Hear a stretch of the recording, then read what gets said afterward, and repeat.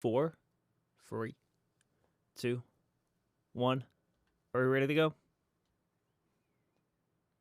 Is that a question or a statement? That's a question. I mean, we could just like mute the mics again and then just like not get started. I mean, I'd hope we're ready to go because we started. Yes, we are. Welcome everyone to FrameCast number 41. Hopefully, not the last FrameCast, but we're going to talk about something which has been talked about and apparently got people in trouble. But at least we're just going to talk about it in good faith. This is just going to be a discussion of two people having opinions. We're not going to show any copyrighted stuff. Ooh, don't take us down, YouTube. Yay. How's it going, Drew? What the hell? I was just so random. I'm good. Let's do the thing. Maybe who knows? Maybe Corona's getting to me. Anyway, wow, that's demonetized already. Woo, we're doing good. We're on a streak. No, today we're talking about a couple of topics. I think our main headline topic for today is about The Last of Us, which recently had a big amount of their upcoming game, Last of Us 2, leaked on the internet with all sorts of repercussions. And I've also been hearing that, like, this is why the statement earlier, that YouTubers are getting shut down for, like, talking about it and maybe showing the footage. Drew, you told me a little bit about it. I don't know how much you know, but... So this is secondhand information because Loz was the one that told me about it, and he watched I think it was Heel versus Babyface. He watched his videos, and I don't think I know Yong Ye has done a video on this as well, specifically about content creators getting kicked off, so having their videos strike removed and stuff like this. And I think it's not just you. It's if you talk about any plot elements within The Last of Us 2 that Sony have just come down hard on taking down the videos. So I don't think us talking about the fact that this has happened to people is going to negatively impact us. But because we're not talking about what happens in the game, because I don't think either of us actually know, nor do I think we care. I mean, I haven't played The Last of Us, the original one, nor do I know what The Last of Us 2 is. Apparently, it's releasing in June, but we're gonna talk more about that later. Sure. When we get into it, our other two topics are Assassin's Creed Valhalla single purchase on the same brand on cross-console play. That was a weird title, but basically it means that this new Assassin's Creed title that will get announced, you're gonna be able to play it on both consoles, and you don't have to buy 2 games for it. Both like previous gen and next gen console, not like you can buy the Xbox game and put in your PS4. That'd be lit though.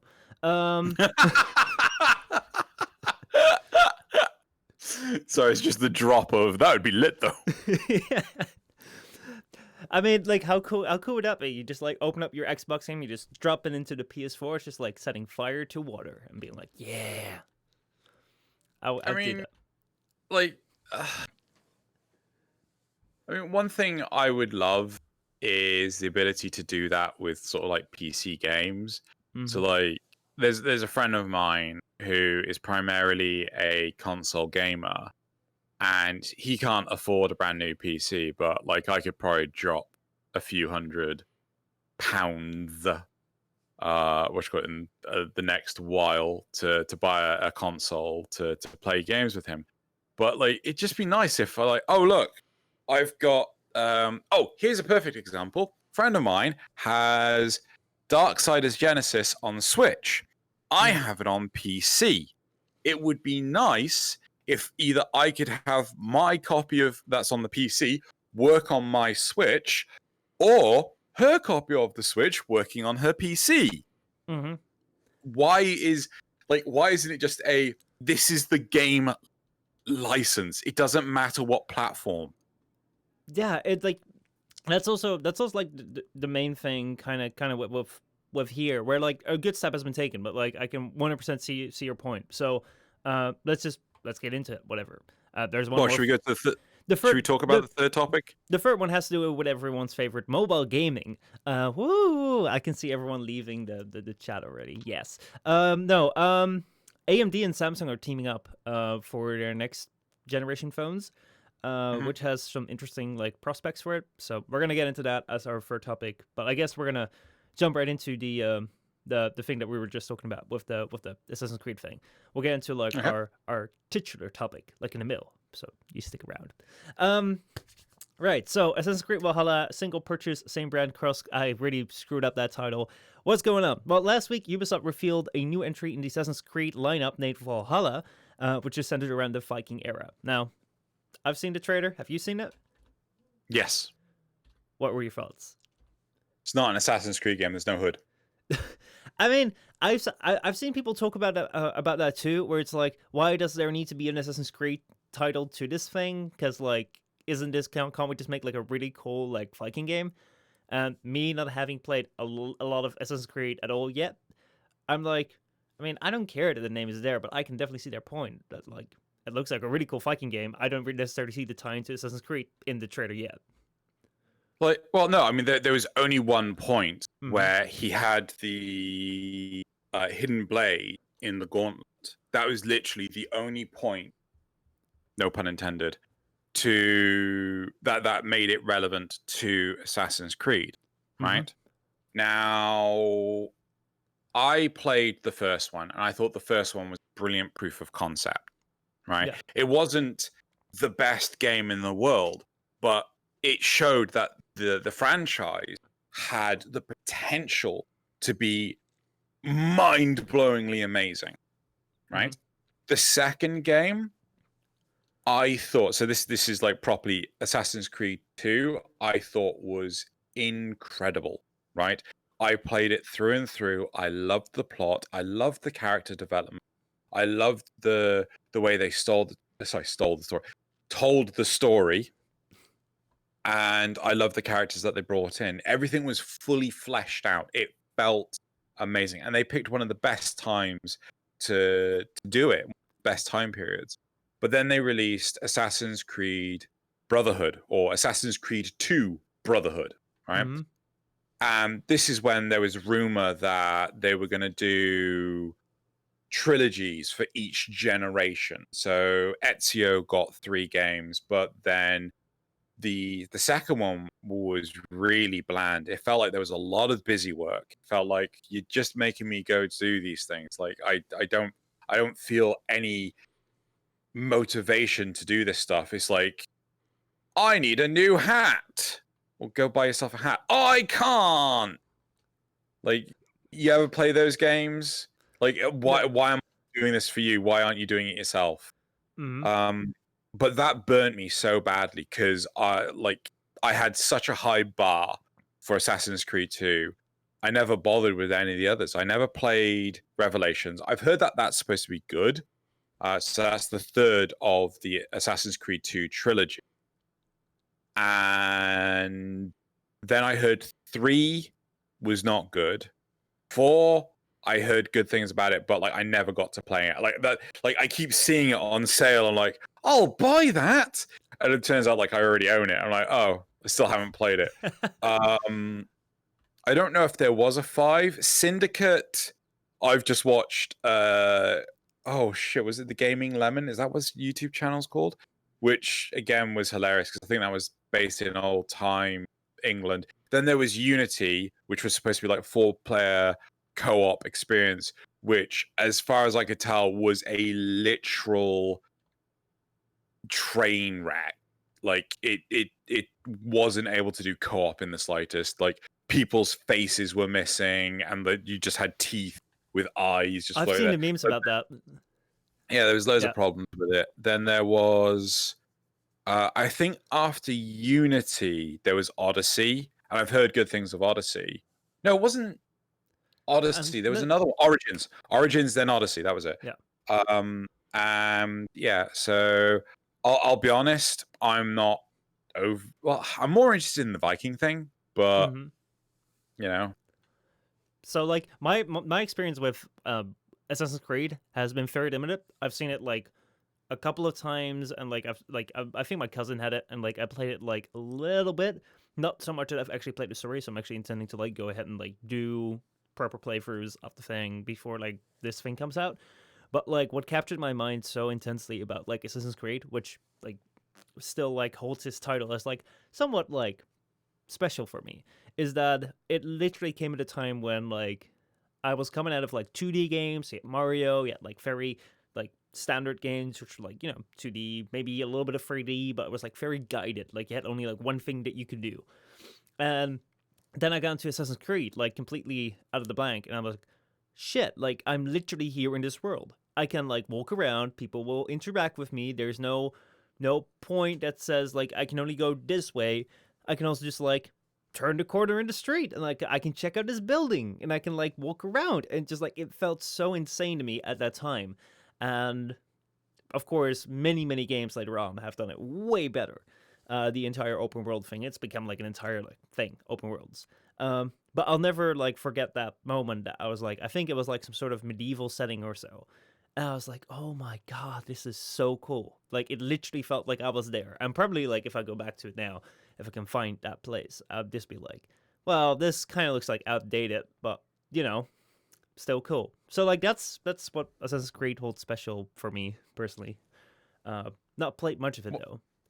One thing I'd really like to know about Assassin's Creed games is do they still continue the narrative of, being someone in the future reliving their ancestors' lives?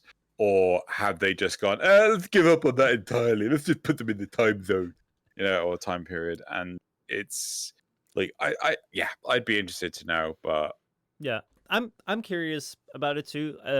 I'm gonna be learning more about the story. Right now, I'm not that advanced with it, but it doesn't seem too uncommon for titles that get stretched out for very long periods of time over very many entries. That's at a certain point, like certain things don't hold true anymore, and certain things don't make sense anymore. It's just like this one Star Trek thing. What was the name again of that series? Was it shut up, Picard? move on.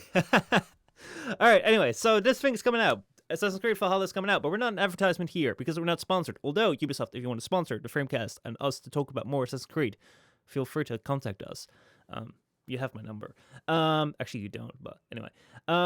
So this thing is one of the many games that are expected to release. Kind of like we're right now in 2020, 2021.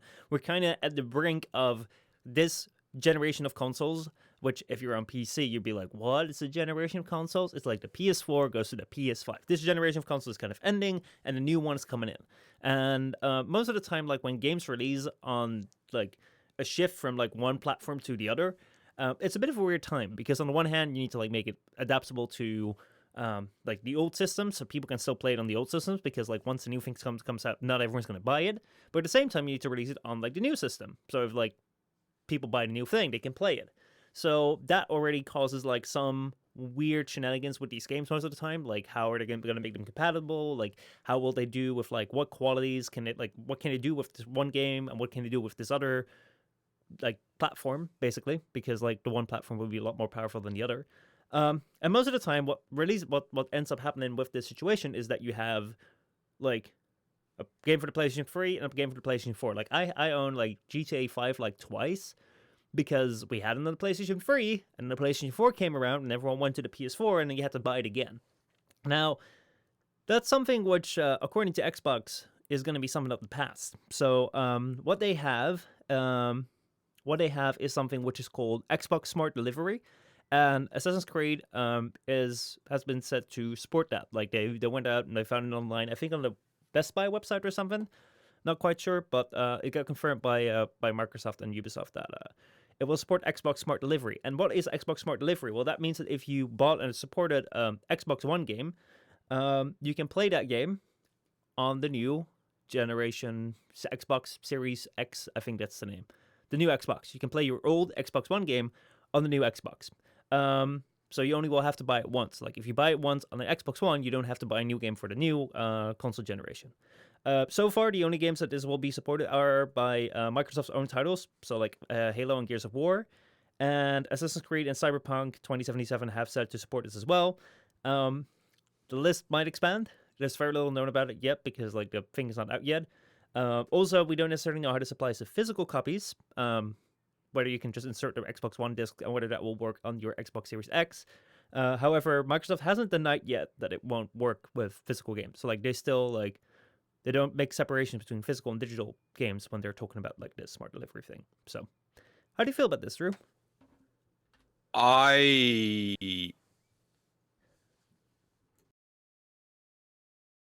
Okay, so I think this is a good thing to start with, right?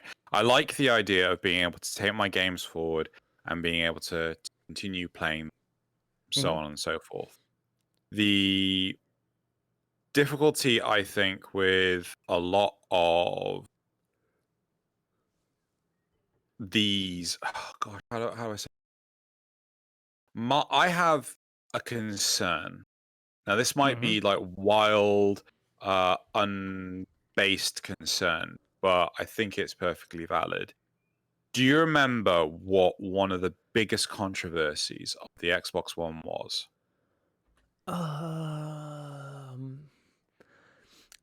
That was right at the start, wasn't it? That like if you bought a game, then like the game would be tied to your account, even if you bought a disc. So like if you want to Yeah, like sell it as a second hand, or if you like give it to your friend, it wouldn't work on their Xbox. exactly. Like you've hit the nail on the head, right? And my concern is if you were to buy a physical copy of the game, right? How and they're doing this whole smart delivery thing. How would Xbox, how would Microsoft know if you owned the game? Because I cannot envision that a disc would be backwards compatible unless that's all this is. Unless it's just backwards compatible. I would imagine it would be because like basically we went from like if you look at the generation, especially with PlayStation, first PlayStation had CDs, then the second PlayStation 2 had DVDs, and the PlayStation 3 had Blu-rays, and it's continued Blu-rays now as well. So like I don't think they're gonna change the media format as like I think it's still gonna be Blu-ray discs. No, but I mean you have to have different readers to do these different things, right? So you have to like I don't know, but I don't think like it's dependent on the technology, like how narrow the laser is, how well it can read the tracks, how well it can interpret the blocks and things like the sectors on the disk, so on and so forth. Emulating a game system is actually really difficult to do. It's like, it's why a lot of emulators for more current consoles are like the jankiest pile of shit ever. A lot of them have to run on assembler, they have to interpret stuff. That's why a lot of games, right? Near Automata, I said it a moment like earlier in this. Monster Hunter World. Those games are emulated. You need big chunky CPUs in order to play those games. They're not graphically pretty. Like some of the textures in Nier Automata are just downright ghastly. But you need chunky CPUs because the game is being emulated, right? And so you would really need to stress out the system in order to emulate an older console sort of thing. The alternative, and this is what I'm more willing to believe, is when you've got the libraries to compile the program in the different source, right? So, for example, when you have a game work for, oh god, let's just pick any. Batman Arkham Knight is a good example, right? So with Batman Arkham Knight, they had a Xbox version, a PlayStation version, and a PC version. Now, the PC version was ported over and it was done badly, right? The important things to know is like, say, I'm trying to render Batman, right? Yeah. But the textures are rendering weird. So what you have to do is you have to modify, like you check in the code, what console am I on? I'm on the Xbox. I've got to render the textures vertically. Then you go to the PlayStation 4. Like, what console am I on? I'm on the PlayStation 4. Right. What you have to render the textures horizontally. This is just an example, right? And then when you come to compile the program for that platform, it interprets the code and does the stuff necessary to get it to work. So what this could be is quite simply that the libraries to actually do the Xbox One and the Xbox Series X are so similar, right, that doing this translation is super easy, right? So, I'm rendering Batman. You have to do it vertically, right? It's still the same. You still have to just render him vertically, right? So basically, there will be minor differences to get the game, and you just have to patch it in order to get it to work, right? No, I would believe that too. Like, I actually think that, like, if you looked at previous generations, there were big differences between like the discs and file sizes and like the way that they constructed their like physical games. I believe that like with the shift that we're seeing towards like more digital stuff, I don't think that they're innovating that much on like the disc front, because most of the time like what we see right now is like usually discs would have to carry the entire game. Right now, discs are just kind of there to like give you a validation that you own the game, and then you download it via like online. Like that's most games that you have right now. You buy them, you throw the discs in, you have to download like 80 gigs before you can play it. So generally, I hadn't thought about that. What you were saying, like maybe like the entire like rating structure or like the entire disc thing is different, and if it is, then like that could cause some problems. But I'm doubting that they would like go for all the development effort to like change that, because like it's such a minor detail. Like as for example, like before, like with every generation, like controllers would change. Like you couldn't plug in your controller from like the one console into the other. However, with like the PlayStation 3 and PlayStation 4, you can't use the PlayStation 3 controllers on the PlayStation 4, but you can use PlayStation 4 controllers on the PlayStation 3 because they both use the same Bluetooth interface. Right now, like if your PlayStation 3 controllers break, like the thing is dead. You can't use it, and you can't replace it because there's no new ones. But then you can just use the PlayStation 4 one. So I feel that they might have the same thing with like the disc readers, where like, well, Blu-ray right now is the only thing which is kind of like new. Like I don't think anyone has been developing a new CD type format to like store stuff. And no, you're right. And to be honest, a lot of the reason why that doesn't. Oh, Shazbot, can you hear me? All right.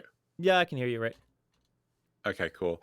One of the big reasons Mm-hmm. why like big medias don't exist anymore, like why they aren't inventing new ones, is because the internet has massively monopolized these sorts of things because Mm-hmm. people love the convenience, right? I mean, I own a lot of like DVDs and things. I don't know if I've ever had them on display behind me at any point in time. Like I used to have them in like on display, like these bookshelves used to be full of DVDs rather than models. But now, like I can watch Blu-ray quality Star Trek: The Next Generation on Netflix for no effort, right? Yeah. For like no, I don't have to spend 60 to 70 quid to be able to watch Star Trek. I can just watch it Whenever no you want. problem. Yeah. As No. part of the subscription service. Mm-hmm. Yeah. So I feel that a lot of these like purchase from the store platforms, that they are being phased out massively exclusively because of how good the internet is getting around the world. And because like it's way better for like the companies that we don't own anything, because basically like if you buy a Yeah. digital copy, like you're not necessarily owning it, you own a license to it. And Yeah. like, see, there's two things. Like number one is like it's easier if you buy a digital product because as of right now, as far as I'm aware, there's no price difference between the physical and digital product, which is weird because like the physical product actually needs to be made. Like they need to make a case, they need to make like the CD thing, and they need to ship it around. However, because people like don't really mind, they still pay the $60, and like, hey, you get more money for less effort, and a digital download doesn't like isn't anything the real world. So like basically like you can have access to it as long as like the online servers can validate like your purchase, like your license. And like right now that works really, really, really great because you can just get the game whenever you want. You don't have to go out. You don't have to worry about shortages, and that's very convenient. Except for like when the service goes down, which is something that I'm personally like. That's why I'm not a big fan of it. I do think that like CDs and like physical storage has a place for people that don't necessarily have internet connections. So like when it comes to like online games, always online games, um, like Overwatch or something, like I don't think that they'll like continue to have physical like games, like physical like game cartridges or like discs for a long time, or Destiny 2. Because like if you want to play that, you cannot play that offline. You cannot play that with like just from the disc. I do think that like when it comes to solo games, and Assassin's Creed would definitely be one of those. And I think like Red Dead Redemption, I recently played that. Like those games will probably continue just to like have the discs on there, but you can't play the latest build, which um, is probably a good thing for people that don't play with internet connection or like when the like Xbox Live or PSN service goes down, which inevitably will, as you've seen with like the first generations of these online consoles, where like the live service is no longer there. But the thing is, that's not just limited to consoles either, No. right? So, for example, I cannot play the first Crisis game, right? It will not run on my PC because the game is so old now. Now that they're doing a remaster of Crisis, I'm like, yay, I get to play it again, right? Yeah. I like when people say, "Oh, just go play the original." I can't. I physically cannot play the original again, right? Then there's what's called games that are like, I think Grand Theft Auto 4 had an experience of this. So Microsoft were the ones that were producing the license keys for Grand Theft Auto 4. So every single time they sold a copy, they had to like, this is a license key. So, if you go onto Steam, you can see your CD keys for each of the games. Yeah. Now, the issue with the rest of my sentence. The issue with GTA 4. Yes, thank you. The issue with GTA 4 is that Microsoft turned around and said, like, we're no longer producing serial keys for this game. And thus, the game had to come off Steam until Rockstar even, I keep getting those two companies mixed up, turned around and came up with another way of producing so the game could be sold on Steam. Yeah. Well, like that is definitely something when it comes to like digital releases, as Nassif also points out in chat. He says, and guess in theory, part of that $60 for digital format is paying to have a server that stores the file indefinitely and for the bandwidth to serve it to you or something, which is like something else, which is kind of interesting with like this digital thing, where it's like, there's definitely like if you look at like consoles going down, like Xbox Live on the original Xbox not working anymore. It's like, well, at least on PC you won't have that. Well, like recently, like we did like the Lego The Hobbit thing for like remote play. That was a game that we both had, but you can't buy on Steam anymore. I think maybe you can. I don't know. No, I don't think you can because it was taken out of sale in 2015, because like the licensing agreement like finished. I believe you can no longer buy it, but if you have it on Steam as like a game that you bought, you can still play it. However, the thing is that like digital games aren't always there in the cloud. The cloud is a server that someone owns and someone operates. And No, you can still buy it. You can still buy it? Yeah, you can still buy The Hobbit.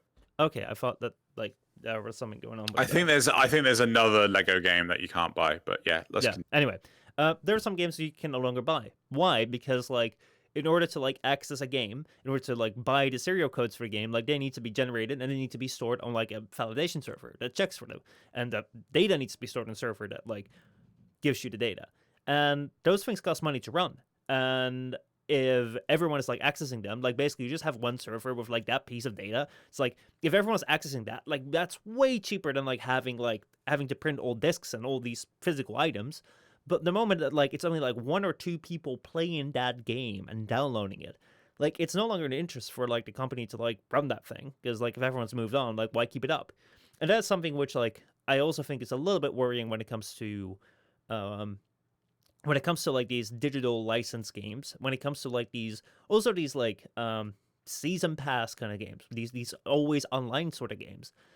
We might just end up with an era where in so many years, like we lose a lot of the games that we have right now, because basically the servers will just be shut down when the company goes bankrupt or they don't think it's worth keeping it up anymore, and because there are no like physical copies, or even if there are, like it requires an internet connection, so that doesn't work anymore. No one can play these games anymore, and I think that's kind of worrisome in a sense. Like that's not really good. We're gonna lose like some important piece of gaming history, or things even more like individually speaking. You're gonna lose your property that you paid for. I remember that there is this there there was this story which turned out to be not true about Bruce Willis and his iTunes collection. Do you know the story? No, I have no idea. Tell me. Okay, so the story goes that Bruce Willis wanted to take Apple to court because when he died, or when he would die rather, sorry, he would want to leave his music collection to his daughter. Mm-hmm. However, the T's and C's stated that when he died, then all ownership of those items would just cease to exist, right? Yeah. Turns out the story was completely factual, but it did highlight an important fact that this stuff is temporary. Mm-hmm. There was an amazing Xbox Live game for the Xbox 360 I loved called Scott Pilgrim versus the World. I played it a lot with a friend of mine, loved the shit out of it. It was done by the same company that did Mercenary Kings, and ultimately, we lost access to it because, goodbye Xbox 360. Yeah. Yeah. And I totally get behind the notion of wanting to own physical copies of the games. This is one thing that I think Steam has certainly given us a false sense of security, because Steam has survived for so long. I mean, what we're talking 2005? It's been Steam? around for a really long time, as far as I can remember, and like it keeps being around, and it keeps you all of the Yeah. games that you bought. Like it seems like it's there forever. And it's, it gives us this sense that, I go from PC to PC to PC. My games are still there, right? But I can't play Crisis 1. It just won't work anymore. Mm-hmm. My friend can't buy Marvel Ultimate Alliance. I don't even know if that works. I'm pretty sure the majority of the Legacy of Kain games that I own on there won't work anymore, right? I'm pretty sure I've got like oodles of old games that I can no longer play. Mm-hmm.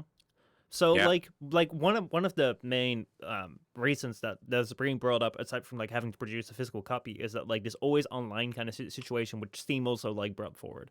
Like always having this online requirement is a great way to go against piracy, to go against like people that like if you just have a disc, like the disc will have like DRM protections in it, but if it's made to just work offline, then people will find a way to crack it, and like then they can just take the data and just throw it out, and people can download it, and like they don't have to buy it. Um, and if there's always an online element where you have to be logged in, it needs to be checking in with a server whether your like copy is valid and whether you are an actual like user that's logged into the system. Like that makes the piracy a lot harder. Um, on the one hand, I agree with that.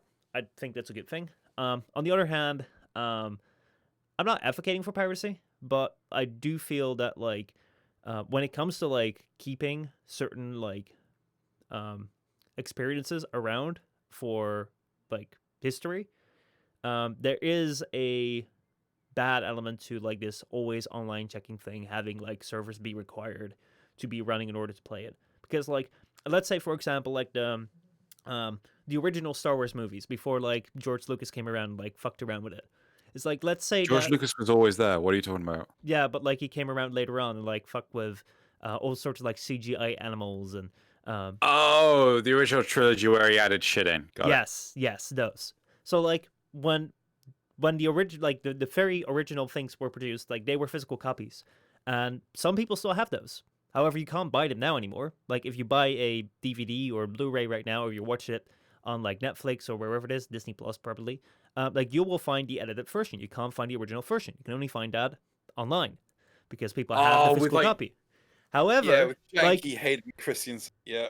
yeah. However, if that thing released during a time where there were no physical copies and was just released on like Disney Plus, and then like Disney Plus changed it because George Lucas changed it, then that version would be lost to history.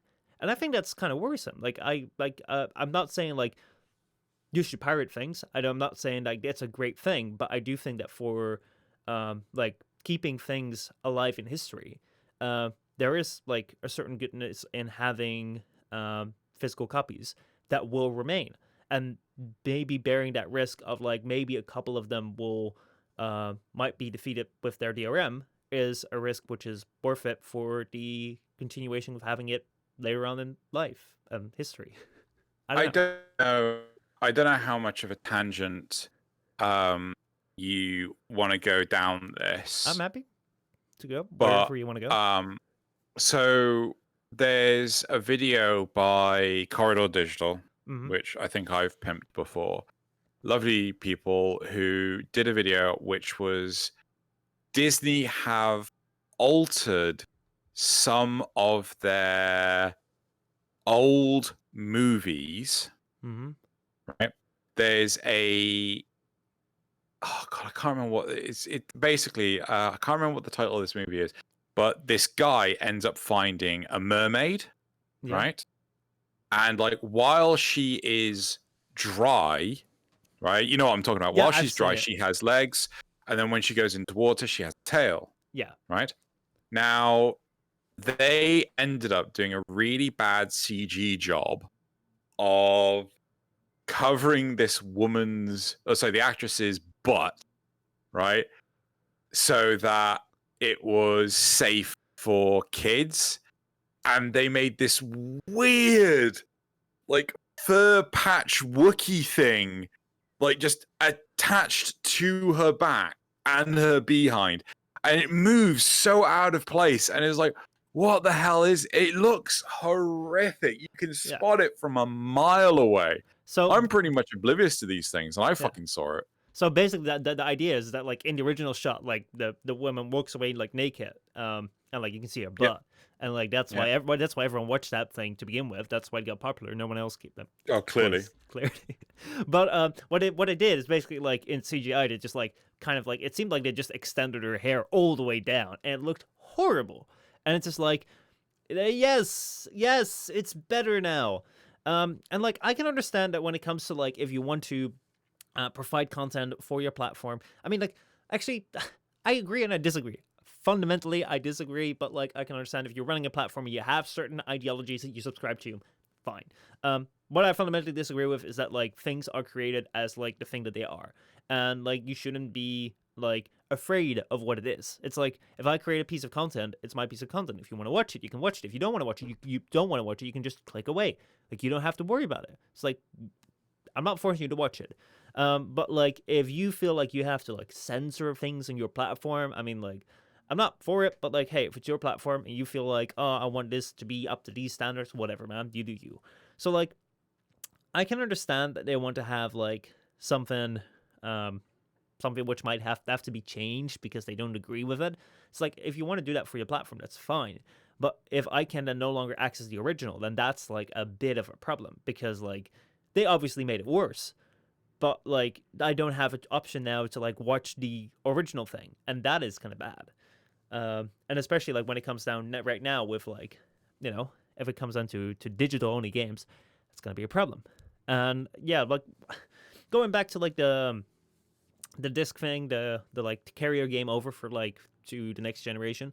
I do think that it's a plus, it's a benefit for like the consumers, given that we're seeing right now this trend towards less physical games. If this applies to physical games, then this will be a major benefit, because basically, if I can just buy a disc with like Xbox One on it, I can just buy the Xbox Series X like a year or 2 years later, and it just like can drop my entire library in the new console.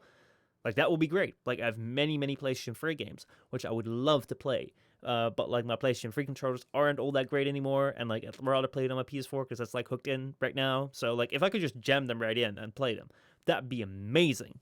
So if that's the case with the Xbox, then I think Sony, and I don't know Nintendo, but Sony will be sure to follow, because like most of the time what you see if like these companies do something which people like they're very quick to follow each other in what they do. I think, to me personally, it depends on whether or not they are disguising this as a method of registering physical copies of games to specific accounts. Because if I if I can do this, but I can't lend my copy to someone else, no, I still don't want that, right? Yeah. Because again, like what happens, right? Here's a question for you, right? Let's say Cyberpunk 2077. I have it on the Xbox One. Oh, I'm playing Cyberpunk 2077. Oh, it's so good. And then all of a sudden, like, they turn around and say, we're migrating to the Xbox Series One X. Your copy of Cyberpunk 2077 does not no longer works with your Xbox One. Go buy an Xbox Series One X. Or whatever, Long, stupid ass title name is stupid and long. That is interesting too, because like now that you mention it, like of course like the combining to like identity thing, like that could be something that they do. Though I'd rather see that they're like, hey, this is an Xbox One disc, so let's just like download the Xbox Series X data, because like it just recognizes that this is this disc and like whatever. But the other thing that you bring up, where it's like we migrate, maybe this lowers the threshold to migrate to another platform. Like this is something which I'm very genuinely curious about, not just with like Cyberpunk, but also with games as a service like Warframe, like Destiny 2, that are now running very well on like the Xbox One and the PlayStation 4. Like how will they move forward? Like are they going to be on both the PlayStation 5 and the Xbox Series X? Like I would assume so. Like if you want to continue to be like in the market like for a longer time, do you want to be supported on like the new platforms? But are you going to be on like the old platforms as well the entire time? I don't know, because like on the one hand you have been on there, but on the other hand it's like, well, they're only going to be relevant for so long, because hopefully the new generation will be like a lot more powerful, so you would be able to do a lot more with your game, so you'd want to expand and use that. And if you have to go back and like make it available for like the old platform, like you are limited in what you can do. So, like, are they just going to end support at a certain time, these games as a service? Like, if I have a PlayStation 4 and I'm playing my Destiny or I'm playing my Warframe, well, I just all of a sudden have, like, hey, thank you for playing here, but get fucked, buy a PlayStation. And if you're poor, well, sorry for you, because that will be an interesting thing, too. What do you think? I think that if they do this, it'll be one hell of a dick move. I am interested to know how. I mean, the big one for me right now is Final Fantasy VII Remake, Part 1, and the upcoming PlayStation 5. Right? Sony paid to have FF7 remade, right? Yeah. From me watching Carnage play it, like I damn, I wish I had a PlayStation 4, but I'm not buying one.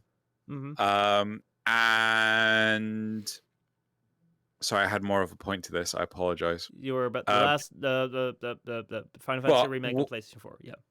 But what happens when Part 2 comes out? Is that going to be on PlayStation 4? Right? Yeah. What if they do, okay, this is on PlayStation 4 and PlayStation 5, but Part 1 is still just only doable by PlayStation 4. Like, they've said that they'll continue to support it, but they haven't explained how. Yeah. Right? And one thing that I think would be awesome is for people to go, right, I have this physical copy of the PlayStation 4, and Sony turn around and say, right, here's a free downloadable copy for the PlayStation 5. Yeah. Right. So it's like, and they do that for, so you have the two different games for the two different platforms, but they give you the PlayStation 5 version as a brand loyalty thing. All right, so I'm gonna say good idea, but not entirely, because I would say that like I'd rather go with the option of like if I have a PlayStation 4 disc of the Final Fantasy remake and I insert that into PlayStation 5, it recognizes that this is a PlayStation 4 disc of the Final Fantasy remake, and it will just like download the content on the PlayStation 5. Or if I download it to my account as a PlayStation 4 game, then it will download it to my account on PlayStation 5. However, if I have a disc, I don't want it to have a digital download, because what that will do is then you need to have a personal identifier on the disc, because otherwise I can just take this one disc and I can just like put it in my PS4, I can give it to you and you can put it in your PS4, and then like it will just download on all our PS5s. Well, because a way like of doing the it, disc. a way of doing it is you still need the disc to play. Right. So even though it's a PS4 copy, like this is something that I would love Switch to do. Right.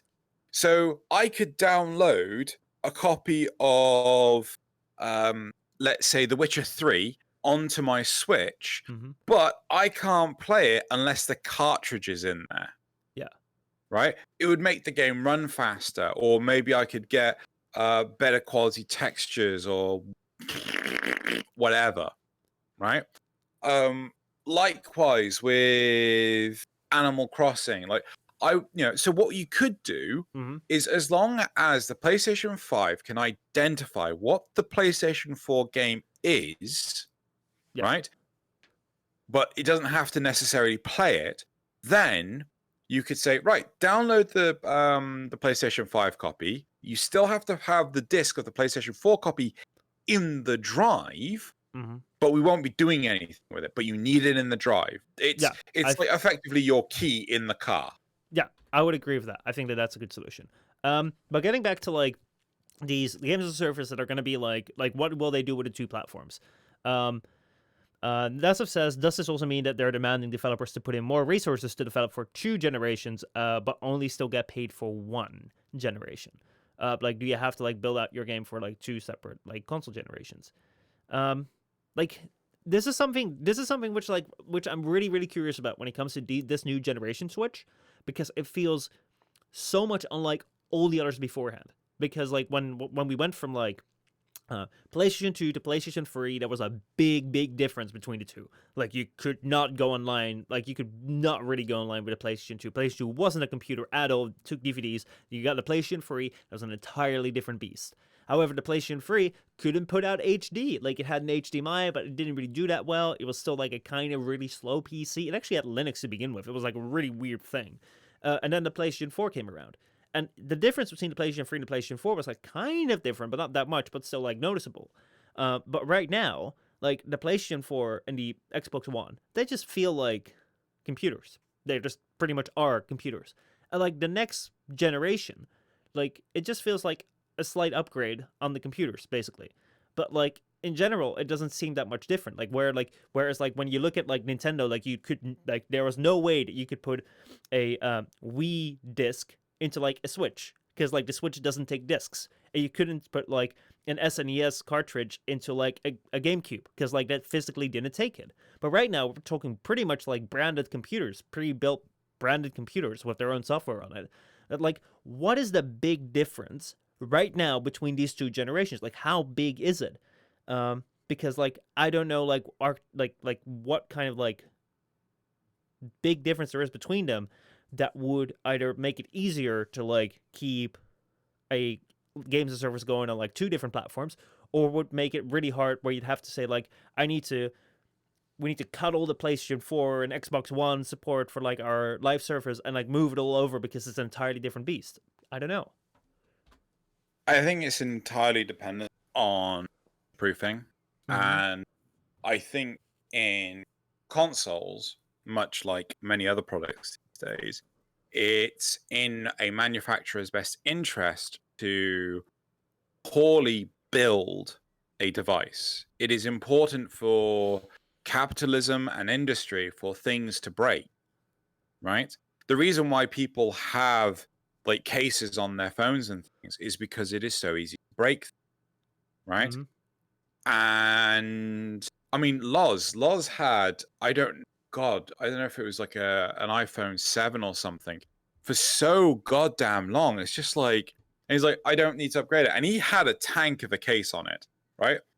You know, yeah, exactly. I'm still using an iPhone 5. I've got a, what am I looking at? A Pixel 3a. I got it last year. You know, I love it. I have zero intention of, you know, swapping it for anything else. Maybe a Pixel 3 so I could actually wirelessly charge it, but ignoring that part. The big thing is Well, the planned yeah, obsolescence thing is definitely a thing that's true in yes, tech, and that's definitely a thing that's true in like market sales. But I think that generally, when it comes to previous generations or even like current generations, like most of the games, like if I look at like the Call of Duty games that I can play on my PlayStation 3, I can still play that because the servers are still running. There's still people playing. It's far less, but you can still play the game. It's like it's literally you yeah, play the game on that. But like when it comes to games like Warframe and Destiny or other live service games, Fortnite maybe as well, um, like there are games you can only play them because like the servers are online and the game is supported. Like you cannot go back to like update number 1 of Warframe. You cannot go back to that because like it doesn't exist anymore. You can't play that. So yeah. if I am Warframe and I'm generating new updates, like I think that they're definitely gonna have to move to like the new generations, like the new platforms, because they're gonna be the hot new thing. You're gonna have to be on there, and when you're on there, like it would be like weird to not make use of like the architecture that you have there, the new possibilities that you have on there, because like you're gonna have to like one up your game every time. So at a certain point, like your game on those systems is gonna be more powerful than the previous systems will be able to like uh, do. And at that point, like you cannot support the systems anymore. But like, are you gonna do that? Because like, if you do that, then like basically everyone that like had that PS4 can no longer play that game anymore. It's not like a question of like, oh, I can only like play the old version, like what you have like with a lot of smartphones, so you can't update to like the new app anymore, but you can still like use the old one, or like you can no longer play like the new versions of the games, but like you can still like install the disc and like, just like play the old one. But here, like you just cannot play the game anymore. Like all the hours and like money that you sunk into it, you got to buy a new system. I don't know.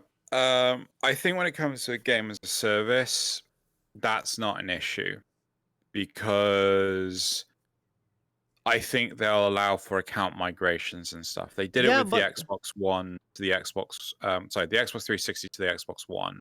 But the problem with that was that any games you had that were specific to the Xbox 360, you could no longer play on the Xbox One. yeah, The but still, the thing is that like, yeah, fine, there will be account migration, but if I'm playing like let's say Warframe or Destiny right now or Fortnite, because they're all free games, generally they're games which like people play partly because I like them, but also because like they have no money. So like they're nice games that they can yeah, play because they have no money. So like if I have a PlayStation 4, I have no money, so I'm playing this free game and I'm spending a lot of time in it. Maybe I also bought Prime Access or something because like hey, I had some money, I yeah, could yeah, buy yeah. that. Right now, I'm being told like, hey, you can migrate your account. I'm like, hey, that's cool and all, but you have to buy this $300-$400 new device, and if you want to continue playing our free game, like, No, I think you'll still be able to play on will you um know? the Xbox. Yeah, I think you'll still be able to play on the Xbox One, But how long? right? Like, will they continue to support that? Because like, it won't be on the same update anymore. If they like, let's say that they throw in like an open world update kind of situation, but then like different, like they go But up to like a that's next level, then like they can't support that anymore in the systems. but that's entirely dependent on the decision of the developers. So, for example, Bungie made this very same decision for Destiny 1, Mm-hmm. where the very last update for Destiny 1 was not available to the Xbox 360 because the Xbox 360 like wasn't up to snuff. In order to actually play it, you had to get Destiny 1 on the Xbox One, Mm-hmm. right? So there, they made the active decision you had to buy the game again, Yeah. right? Just to effectively fuck with you, right? I think that was more Activision's decision than anything Mm-hmm. else.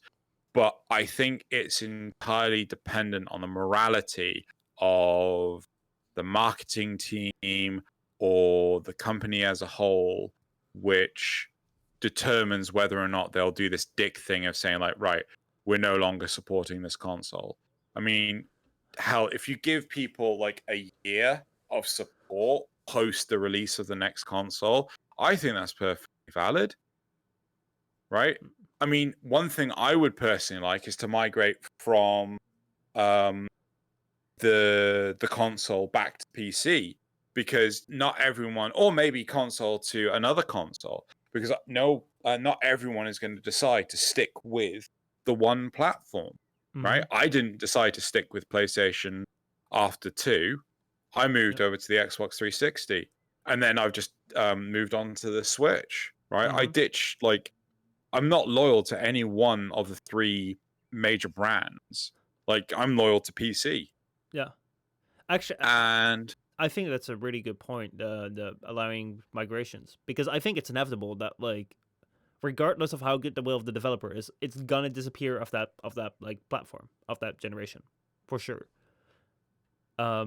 So it depends at that point, like, how do they do it? Like, if you're just only gonna be able to migrate to, like, PlayStation, like from PlayStation to PlayStation or Xbox to Xbox, like, that kind of sucks.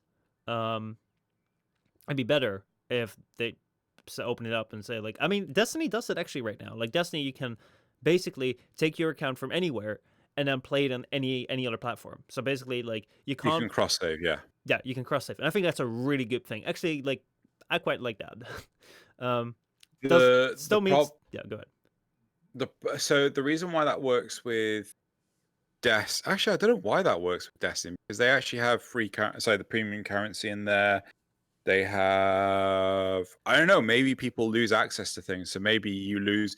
Maybe the premium currency is tied to a specific. I don't know anyone that does it. I'm not right? quite. I'm not quite sure either. Maybe this will be something cool if we can find someone that knows more about Destiny. I know Gritter plays a lot. Frozen Balls has played a lot. Maybe we can get someone on. For well, like it needs to be someone that has experience going from one platform to the other.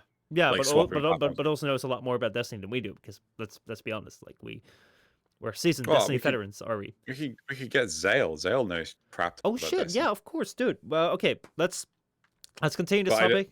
Yeah. Well, actually, should we move on to the other topic? Yeah, we should, because like we've been going on this for about an hour. Like, we can talk about this more in depth. I think it's actually like a rather interesting thing, which I don't know how many people are aware of. But I think that initially I felt like it will be such a dick move, like, if you cut support on your current generation. But like, if you look at it, like, in the grand scheme of things, sooner or later it's gonna happen. So like, sooner or later, like, these live service games will no longer work on this console anymore. Like, how they go about it is like an interesting thing to look at, and I think it might be interesting to have like someone that knows more about Destiny on. So we'll probably do that as separate topics. But let's get into like the titular topic. Why is the thing titled the way it is? That is because of The Last of Us. So The Last of Us. The leaks that if you show them, if you talk about the content of them, you might get copystriked. So let's hope that this is not the last of the FrameCasts. Let's hope that we continue on, but we are going to talk about this because we're brave warriors that will speak out about our opinions and just blabber about. It's actually not that important. It's just fun game stuff. Anyway, so Last of Us. Last of Us 2. Last week someone uploaded a 1.5 hour gameplay video from The Last of Us 2 on YouTube. Now you might be like, well, like, hey, I uploaded 1.5 videos of like 1.5 hours of my gameplay to on YouTube. Why does anyone talk about me? Well, that's because like Last of Us 2 isn't out yet. It's on development. It's supposed to come out in June 19th, 2020.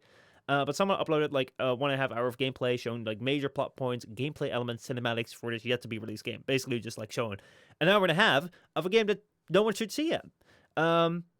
So The Last of Us 2 was set to release on June 19th, and has been said to have seen some like heavy crunch work time in order to get this game ready and shipped. So like, there's been like some reports of like developers like having to work overtime quite a lot, which caused initial beliefs that these leaks, or that this leak came from an upset employee. However, Sony Entertainment has later on denied that. They said that they've identified who leaked it, but it wasn't someone on the team. But yeah, regardless of the situation, Um, this is an interesting thing because like the thing that calls my attention to this is that normally like leaks kind of happen. Like leaks tend to happen with many releases somehow or the other. It's like, oh yeah, we kind of know what the latest iPhone specs will be. We kind of know what like this will look like. Oh, this like this update will have like an open world. Oh, this thing will have this, whatever. You know, there was always like tiny little things. However, imagine that you're working like very hard on getting a game ready out and shipped. Like having this thing be complete and then have people be surprised when they buy the game and play it for the first time. And now all of a sudden, like all your work, like 1.5 hours of it, which might not have been completed, which might not have been done, which is still like no one's supposed to see it yet. It's all of a sudden out there in the open. Everyone's talking about it. Everyone's seeing it, and people that are like, "Oh, I don't like this," are probably like not gonna buy your game. Um, yeah, I don't know how to feel about this leak. It's kind of too big. I think part of the difficulty is the fact that we're removed from the situation. Mm-hmm. We don't, we're not. What is downloading? Something is downloading. I don't know what is downloading. Cool. I'll never know. Awesome. If my audio gets too garbled, just let me know. Mm-hmm. So the difficulty is we don't know much about the game franchise. I do know that the first one was loved heavily. Mm-hmm. And I'm also familiar that the second one has a lot of criticism behind it because it does things that are not desired by the community. Right? It's always tough doing a sequel to a mobile of like original because you're always gonna have to like innovate in some way, which people are not gonna like. But it's the story that people are having issues. It's not the technology. It's like, it's doing things that make no bleeding sense. It's the equivalent of, gosh, the Star Wars sequel movies. It's like you harped up saying that Rey was like a titular character. Sorry, Rey's parents were a titular character in this whole narrative, and now all of a sudden you couldn't give a shit about who Rey's parents are. Mm-hmm. Like, why has this suddenly happened? Right? And there's like, if you're gonna do shoddy writing, then it's gonna get people's attention. Now this, like, I do not know how the stuff was leaked. Do you know how it was leaked? As far as I've been able to like find out, and this is like not like fact. Well, don't take this as fact, but it seems as though someone was able to like access, like hack into, um, like this unreleased game via like some other game, and then they were able to like get access to this thing.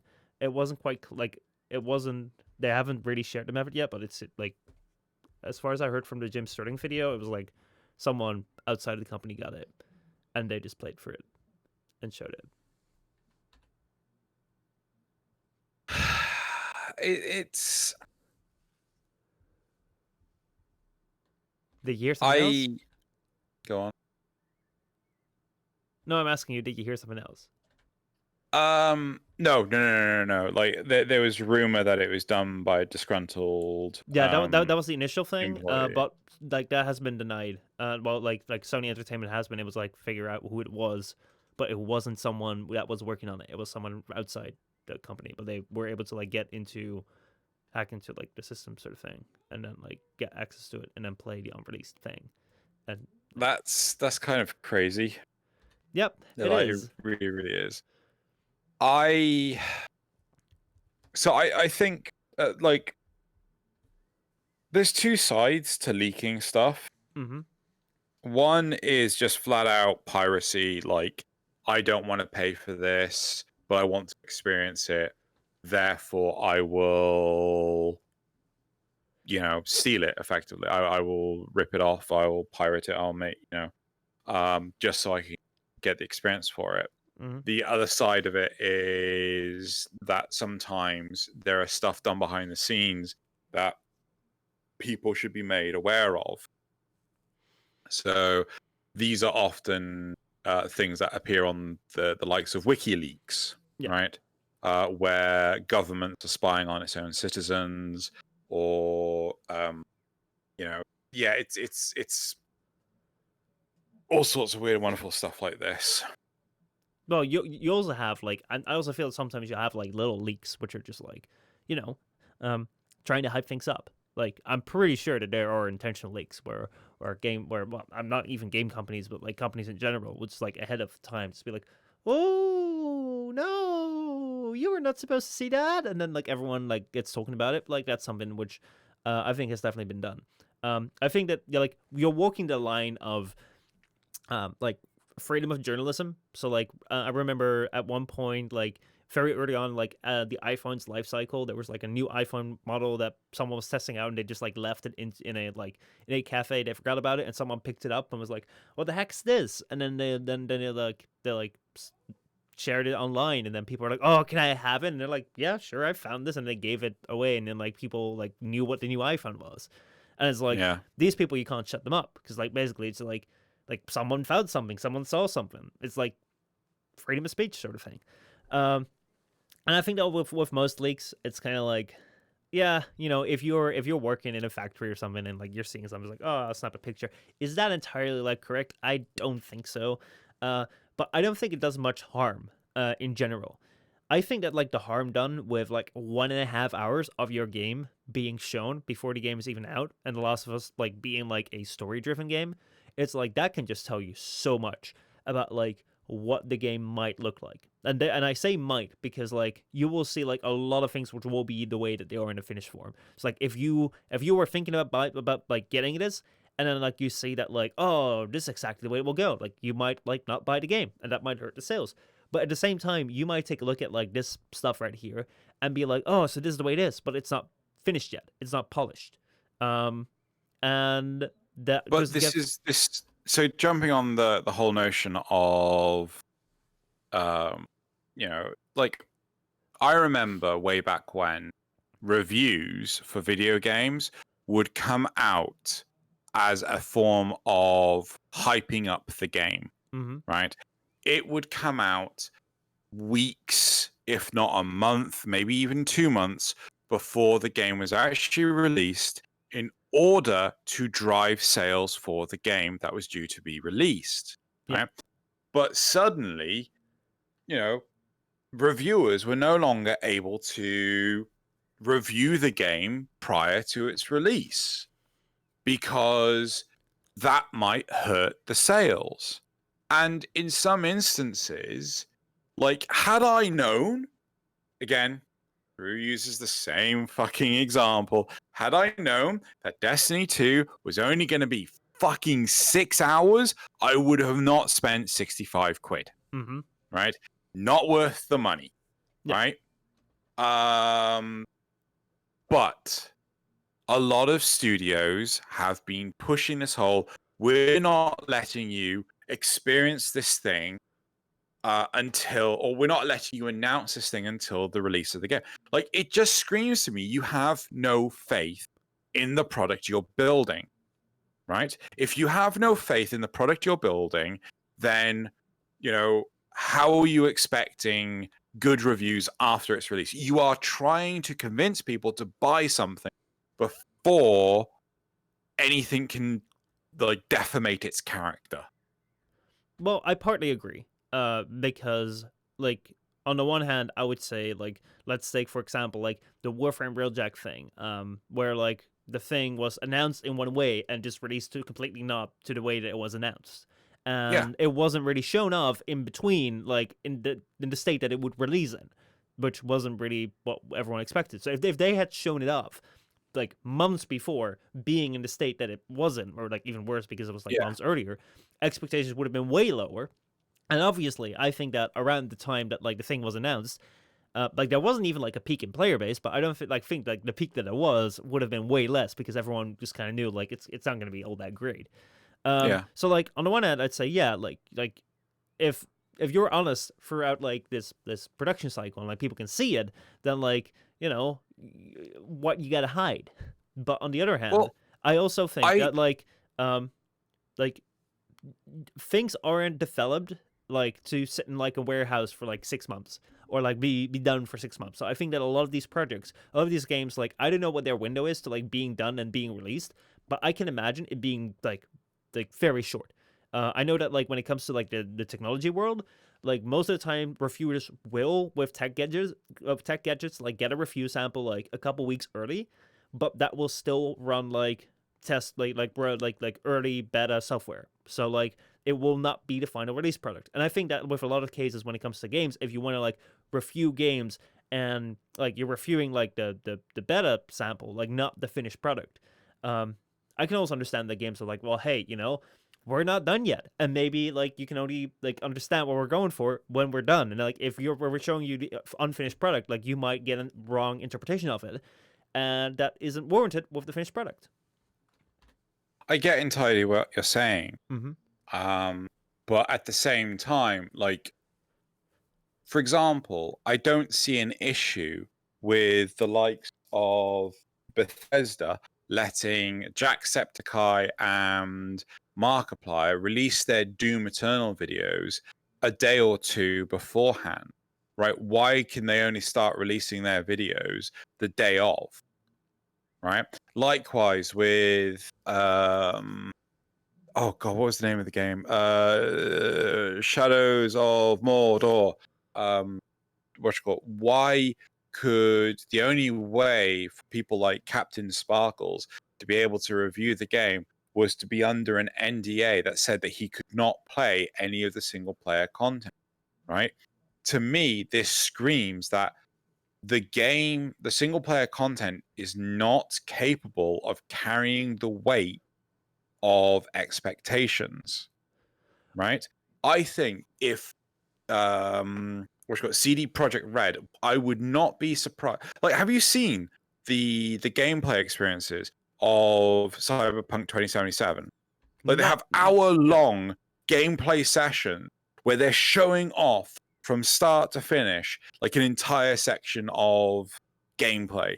Like, there's no camera cuts or anything like that you normally see with a lot of these things where they're just like, oh, and now we're going to slide you to over here because this chunk in the middle is not there, and like it's great to see like the whole thing uninterrupted. When I was trying to find out whether or not I was going to enjoy or would be willing to spend the money on Doom Eternal, I was looking specifically for a video where it showed off an entire level unedited, right? Mm-hmm. And the only ones that I found were, as I named, Jacksepticeye and Markiplier, right? The rest of them, even the Russian Badger, had sliced the video to be more engaging, to be like, but it didn't tell me did id actually fix the issues with the first game,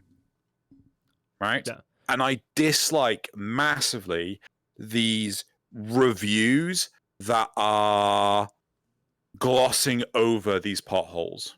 So there are 3 points within what you said that I want to get back to. First of all, the thing that you said were Markiplier and Jacksepticeye able to like get their videos done like released 2 days before the release or not? No, they had recorded the videos like a week or so beforehand. Like someone from Bethesda had turned up with a machine that they could play on. Like they couldn't even install it on their own computers, right? So they recorded it and everything, and then they could only start releasing the footage the day of release. Okay, so the thing is that is a very common business practice, even like within like tech. Because like whenever like a new phone gets announced, most of the time like reviewers will have had samples for like 2 weeks, but they can only like release it once like the NDA period lifts, so that like the company can get the announcement in. Now with games it's a little bit different because like the games have already been announced. However, I do think that it comes down to a certain like fairness as well, where it's like, hey, if these like we could also be having a discussion like, would it be fair if Markiplier and Jacksepticeye would be able to play the games like 2 months earlier and like everyone had already seen it, and then like if I'm an upcoming YouTuber, then like it won't be fair. It's like that's something which is partly to be considered, but I think it's also like one thing that we've had with the Warframe Partner Program for a long time is that people wanted to have like uh, dev build access. People wanted to have like preview looks on like prime accesses, like have like this like because I'm a content creator, partner content creator, can I have not have like special insight? And the thing is that like even though there might be a will or might not be a will, if you are dealing with like a large amount of reviewers or just any independent reviewers that you are given access to this thing, it's like you don't necessarily know what they will do. Like you might be able to trust like a Markiplier and Decepticeye that they will not go ahead and like if you gift them the game and not let them play it under like monitoring of the special machine, then like you can be rather certain that they won't leak it. But like if I'm an up and coming YouTuber and I'm like, hey, if I leak this thing, I'm gonna get so many more views if I like leak it 2 weeks early, then like what's there to stop me from it? And that is something which is like you can't guarantee that as a company if you're just gonna like hand out the game to everyone to like everyone or like all these reviewers. So then you might be like, well, then you set like strict guidelines for reviewers, right? You only include the ones you trust. But that's kind of hard because like what you're gonna get then is that like, well, what are your guidelines for trusting someone? Like you know them personally? Well, like then it will just be like, oh, you're only giving reviews to people you know personally. You're only giving it to your friends. Like you're gonna get shit for that. Oh, well, like, are you gonna go by numbers? Well, numbers of like your channel don't indicate what kind of person you are. So like someone might So have really high numbers and still like leak it. so I want to come back to this. Mm-hmm. What are the other two areas you want to talk about? Um, You had 3 points. yeah. So, um, the second point was like Captain Sparkles wasn't able to like show off the single player side. Um, Yes. The story. yeah. So he was only allowed to review 1 point. Well, I think that if it comes with a pre-production sample, that makes sense. Like it's weird. Like you also see it in tech reviews where it's like, oh, we were not able to check out the camera because like we can't show you that. It's like that's weird, right? If you see it at first, but like if that thing isn't finished yet, like if your single player experience isn't finished yet, like let's say like a couple months ago I was like working on your on like your Xeno Codex video. And like I showed you the first minute of that, and like that first minute like was done and edited and it looked cool, but the rest of it was nothing because like I'm recording shot by shot. So like if I were to like give that to someone to like review before it's released, I would say like you could only review the first minute because like the rest of it isn't done. Isn't done. And like Yeah. if you were to like give them access to like the whole, they would say like, well, the first minute was fine with editing and such, but the rest was just like a blank screen. Like this video was like 90% blank Yeah. screen. It's horrible. So like you'd get like a bad review out of that, even though it isn't warranted because that thing isn't done yet. So I think that when it comes to like Captain Sparkles not being able to like do this, being said like don't review this part, makes a lot of sense if like that's the case. So To be fair to you, mhm. right, to give you more information, because I don't want you to make an opinion based on limited facts. Total Biscuit was able to do a full review without signing the NDA, and he was able to review the parts that everyone else was under NDA not allowed to do, right? And he was able to highlight like the shortcomings of various different elements of the game, so on and so forth. And he was able to say, like, you know, the plot is weak. You get maybe 5 seconds worth of dialogue before then you have to hunt down the next 5 seconds of dialogue before you have to hunt down. It's like the antonym of a Hideo Kojima game, right? Yeah. So, so you are aware. Do you want to continue with this direction of, you know, maybe they wanted to limit the review because other parts were not done? Well, If you want to continue that, then let's go to the third point. I think that in general, like one should assume that that's the case, but people could use it in a bad way. So like obviously, like I believe that this sort of thing was instantiated as like as I would imagine that to be. Like you know this thing isn't done yet. Don't look at this. But like later on, people can also realize that hey, if we have something which we know is not going to sell well, then like it's we can just put it on the NDA side of things. And in that case, like it's about intention behind it, which I don't agree with. But it's not always bad because I don't think it's always that case. But yeah, that was point 2. Point 3. Let me see. What was the other thing? you were talking about. It was Captain Sparkles wasn't able to show up the review thing. God. Uh, Don't worry if you can't remember it. Like this is the blight of doing a podcast, doing a discussion show live. It's hard to remember the shit that we like. We need a pen and paper, man. We need pen and paper, yeah. Well. right? Uh. So I would like to Yeah. talk Go ahead. back to point one, right? Yeah. So point one. So my concern was, why can't you, like Jacksepticeye or Markiplier, why can't they release their reviews a couple of days before the game comes out, Mm-hmm. right? It doesn't have to be a full-fledged playthrough, because they weren't allowed to do a full-fledged playthrough before the game came out. They were only able to do a demo of it because the dudes at Bethesda came with a machine, right? Yeah.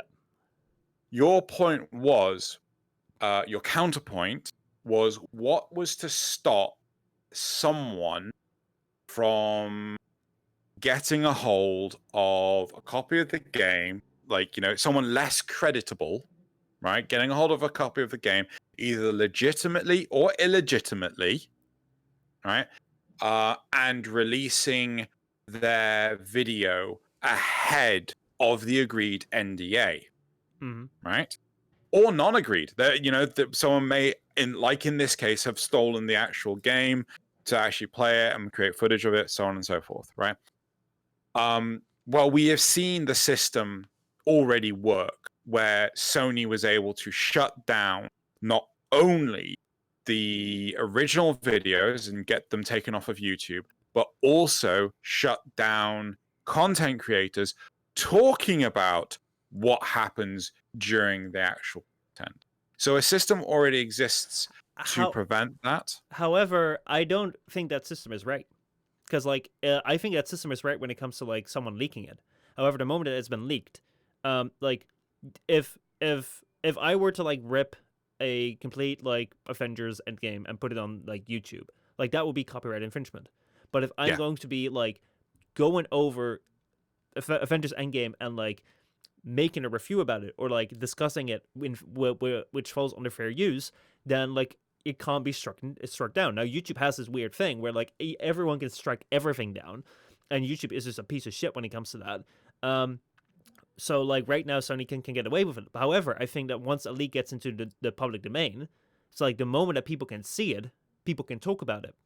So like at that point, these people like if these people are just taking this thing that has been uploaded in its entirety and like re-uploading it, like yeah, that's copyright. That's like a copyright claim right away. But if I am talking and showing footage of the thing that was released online, which the public could see, like I think that like yes, it works in the current system because YouTube's copyright claim system is absolutely fucked.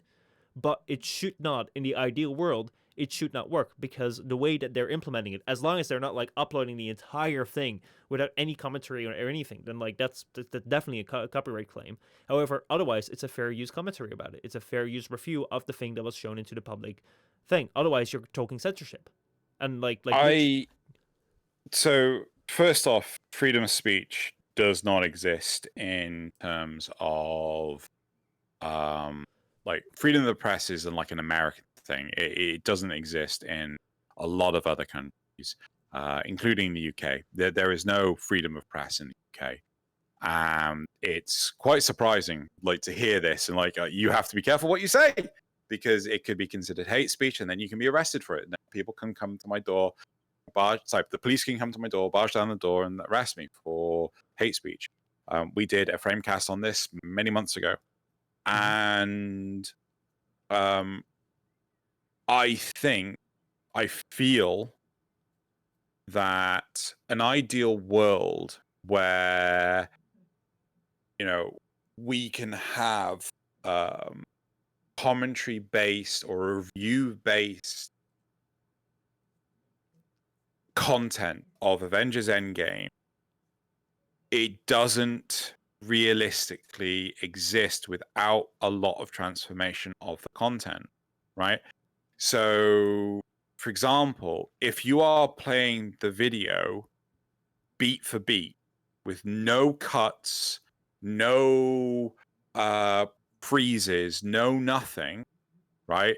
that I think the actual percentage is it has to be at least 15% different from the original, then you are not in the freedom of fair game, Yeah. right? Of fair game, of fair Well, use. I'm not arguing that that should be. I'm just saying like right now, like reviews about this thing are struck down. Even if they talk about it, even if they don't show anything about it, but if they just talk about like the content that was seen publicly, Yes. like if it's done in like the review manner, where it's like, hey, I'm gonna bring out my essay. Like, I'm here to give you analysis of the thing that was publicly visible, publicly available. I'm gonna do an analysis on it. I'm gonna slowly show you only the bits that I need to make my point, because we're talking about something, and in order to talk about something, you need to like be able to point out and make your claims based on the thing that you can point out to. And if you do that appropriately, then Sony should not be able to strike that down. And the thing is that like even if that system worked perfectly, then like it would still be problematic for Sony if someone leaked something, because at that point, once the genie's out of the bottle, I mean, even right now, the genie's out of the bottle, because even if they strike down YouTubers, like literally, this thing is already online on so many websites outside of YouTube, everywhere, that like it's out there. So basically, like bring this back to like why would it be problematic? Like, why can't they just like give Markiplier or Jacksepticeye like, here is like a downloadable demo, or here is like a downloadable game, like you can play it and you can release it early, or something like that? Why can't they just do that? Is like, why do they need to send someone with a special machine? Is because like otherwise stuff like this can happen. Now, I said yes, it will be really tough for like Markiplier or Jacksepticeye to like. I can't imagine them doing this. However, like they are not the only two YouTubers that can do this, because otherwise it would be playing favoritism. So like you're gonna have to like have a specific group of people that you're gonna like have them do this. Like you're gonna have a specific group of people that you give early access, and how are you gonna decide that? Well, if you, as I said before, if you're gonna like be, if you're gonna let your standard be, we'll only have the people we trust. Well, then you're gonna have like this friend system where it's like, oh, the only people that I trust will be here, and it's like it's gonna be so subjective that everyone will like not like it won't be legit. So you're gonna But have to that's have. how it is. That's how it currently exists. You have to have a Mhm. um there is currently a system where basically you have agents, you have talent agents. I'm pretty sure Markiplier and Jacksepticeye both have representatives. I wouldn't be surprised if it's Mhm. the same representative. I Yeah. know that the Game Grumps are owned by Disney, so they must have a Disney representative. So I would not be surprised if someone like Markiplier was reached out to through, and hell, I've met the agent for Professor Broman and King Athelion, Mhm. right? I ended up having a long, lovely chat with the guy. So I would not be surprised if a company like Bethesda would go, right, we want to see what kind of um, public awareness we can make through social media, through YouTube. We will contact an agent that we have had promising results with. I mean, like it's how you keep a job. If you go Yeah. to if you work at like a supermarket and your boss tells you to do something and you don't do it, well, you're not going to hang around for long. Well, like I partly agree. When we're like given extra institutionalized structure to it, will give it a little bit more legitimacy. But at the same time, that is also going to be a vulnerability. So like if I deal with you one to one, and I know you, then like I can know from you like what you'll do and what you won't do. And if something happens which I wasn't expecting, I know you did it. However, once you like corporatize something, like you're gonna have more people in the chain of like happenings, which are gonna complicate things. Where like, hey, you might have like an agent, and that agent might have people working under him. They might have like an assistant, and that might have an assistant like who has an intern. You might have this person, you might have that person. Yeah. Like all the times, like these leaks that happen from the factories or from the like developers themselves. Like in tech, most of the time, it's just like the assembly workers. It's like people that work on the assembly line. They're like, oh hey, look at this, take a picture. So like you're gonna have leaks there too. So like I think that this right now is the most safe option, and like I personally don't have a problem with like these videos releasing on the day that the thing releases to the general public, because like that's the I day of don't the know. release. Maybe I'm being weird, but I Mm-hmm. just like I feel that if I want to be able to pre-order something, right? I want to be able to like, get a physical copy of it. Here's a point. right? Animal Crossing, right? Loads of my friends wanted to get Animal Crossing, Hmm. but they couldn't because Amazon sold out of Animal Crossing, Yeah. right? Because of the whole COVID-19 thing, so on and so forth. So, like they couldn't pre-order the game. They couldn't, and there was no way to guarantee that they wanted to get the game until they saw a review. Like some of my friends said, like, "Oh, I've just seen so and so play Animal Crossing. I want to get it now. I can't because I can't." But like that's Not that's a pre-order risk. That's like how is why that a pre pre-order risk? Well, That's well, that's never happened so before. like, well, right now it's a weird situation because like you can't buy physical copies because everyone's buying the physical copies. But like that was the original idea of the pre-order. Like you are buying something at the risk that it might not be exactly what you anticipate, but for that risk, like you're gonna get the thing early guaranteed, and like No, but back then, like when you were like, "Oh, am I going to play World of Warcraft?" Right? I will read a review of World of Warcraft in the latest PC Zone, which is a month before World of Warcraft is due to release. Right? They used to give you the option to make an informed decision way before the actual release of the game, so you could actually pre-order it and drive the sales up. But now for a while, games Yeah. developers do not allow for reviews to be out before the actual game comes out. And I genuinely think it's because they do not think the game will stand on its own 2 feet. Well, it depends on the marketing band. Like I'm not gonna judge intent since I don't know what's going on behind the scenes. I can also imagine like it might also be a change in marketing strategy in the sense of like not Yeah. because like the game is shit, but like hey, what they do with phones right now. Like the way that they do it is like they announce the phone. So like Apple did it recently. Like they announced the phone, reviews will go live at the same time that's being announced, and the phone will go on sale when it's being announced. So it's like from people like speculating, being like someone like, oh, what's going on? All of a sudden, like boom, and here it is, and you can go get it. And like maybe before like this thing where like people need to be told about it in advance and need to like make up their mind in advance might have like maybe there's a shift with like the instant like access that we have right now to like internet and like buying it right away. Like maybe that Yeah. like has changed the way that marketing works. However, I do think that like the argument of like, hey, it's problematic because like I can't buy it now, and I couldn't like I couldn't pre-order it because like there was no review, and now I can't buy it on the first days because it's sold out. Well, like that's what the pre-order is, or used to be for. Right now, it's just like pre-order. Like digital copies makes no sense. I would never recommend you pre-order a digital copy because that's stupid. Like digital copies will always be there, but if you want a physical copy, that's what a pre-order was for. Like you take the risk in advance that this thing might not be what you want it to be, but you will have guaranteed a physical thing, and you have that in all sorts of like you'll have that with like cars. You'll have that like Tesla does that thing where like you can pre-order the car and like you can buy it before anyone else, but you have the risk that the car isn't exactly as you imagine it to be. And like I'm personally not of that risk. I've done it once with Anthem, and I'm like, nope, I'm not gonna do that again because like I'll if worst comes to worst and the physical copy sell out, I'll just wait 2 weeks or 3 weeks. I don't know. It's on the one hand I can get it because like you want to get with the hype, you want to get with like the current times, and like you want to play it, but at the same time, like there's other things in life that might be more important. And it's like if it's that important to you that it really sucks you can't play it, then maybe pre-order is for you. But I wouldn't choose for it myself.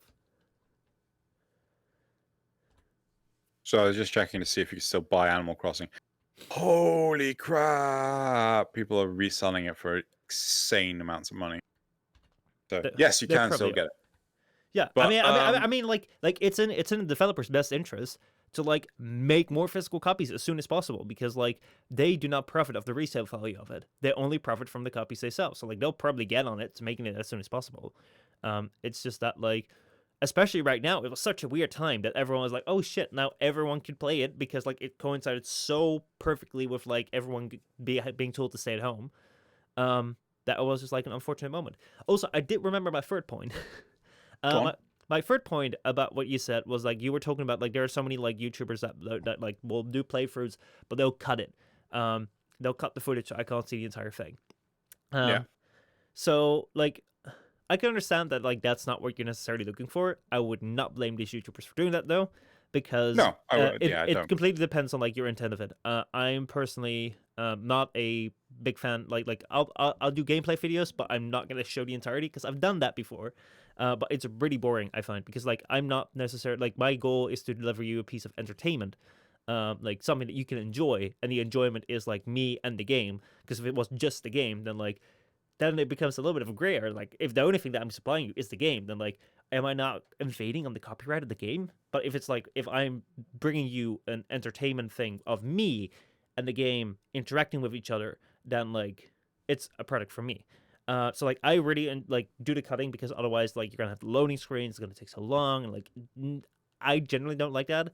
Some people will do that, and like it will have the benefits so you can see the entire thing. But like, I wouldn't go down on these YouTubers being like, "Oh, you're cutting it." It's like, nah. I mean, it's just a different style. No, it's the point I'm trying to make is that there are certain styles to advertising and things that make the product more alluring, to make it so that you think the product is potentially better than it actually is. I mean, fuck, go to any McDonald's.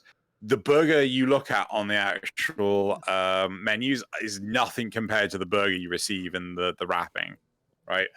And it's all about, you know, allure and you know, it's what assumptions people make.